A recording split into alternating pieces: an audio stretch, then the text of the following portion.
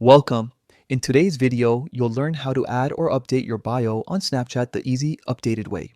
Whether you're setting up your public profile for the first time or just want to refresh your profile description, these quick steps will help your Snapchat presence look more personal and creative. Let's get started. First, open Snapchat on your phone. Once you're on the camera screen, look in the top left corner and tap your Bitmoji or profile icon.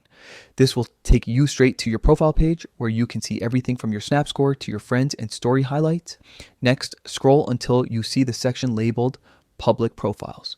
If you've already set one up, that's perfect. If not, you'll need to create your public profile first. It only takes a moment and lets others discover your content more easily. Once you're inside your public profile, look at the top of the screen and tap the small edit icon. This is where the customization happens. Now, find the section labeled Bio. Tap on it and you'll see a blank space waiting for your words. This is where you can tell people a little more about you, what you love, what you do, or what kind of snaps they can expect from your profile. It can be funny, creative, or professional, whatever fits your style. After typing your bio, take a quick look to make sure everything looks perfect.